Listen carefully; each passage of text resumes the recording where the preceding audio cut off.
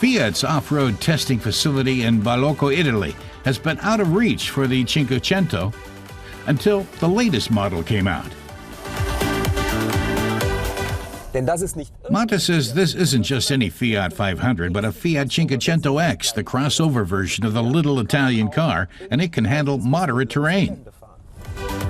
But that's only if you've got the all-wheel drive version, or at least the front-wheel drive equipped with the Traction Plus system. All the versions have ground clearance of nearly 18 centimeters and generous approach and departure angles. But Fiat knows most of its buyers are more impressed with an off-road looks rather than actual off-road driving. So there's also a more toned-down version for town driving. Matta says he actually likes the more rugged 500X with its pugnacious front bumper, much more than the 500X that's been dressed up for city driving. And it's back on the road in the rugged 500X. It can handle the bumps of off-road driving and still look stylish. A special feature of the new all-wheel drive is automatic decoupling of the rear axle for fuel efficiency. When traction from all four wheels isn't necessary and no torque is being applied, the car automatically switches to energy-saving two-wheel drive.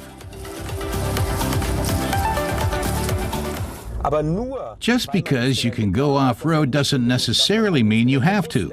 The all-wheel drive can be advantageous on the road too. The mood selector can be used to select the driving mode that best fits weather conditions or how the driver feels. The all-wheel drive system automatically decides how much power is distributed to each wheel.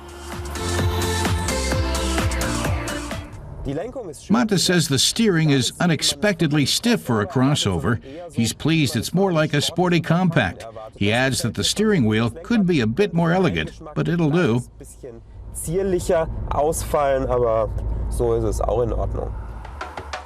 It's unmistakably a sibling of the little 500. Big wide-eyed headlights, just as they are on the familiar Fiat 500, make that clear, as do the radiator chrome and the badging. The protective skirting running from front to back stands out, and a gently sloping rear window gives it a more dynamic look than the 500L.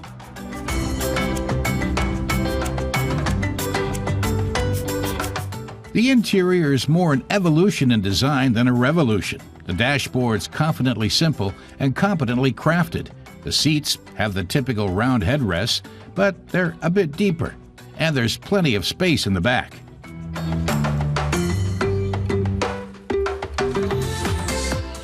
The model we drove here starts at 28,650 euros. Fiat rates fuel consumption at 5.5 liters per 100 kilometers, and the engine at 103 kilowatts of power. A 9-speed automatic transmission handles shifting flawlessly.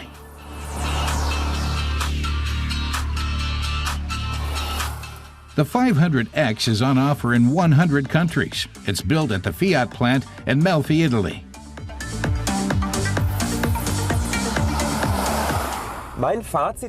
Matta sums up saying that with the 500X, the Fiat has finally made a car for adults with an adventurous kid inside.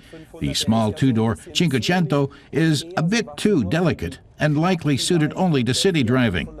And the 500L isn't quite as stylish.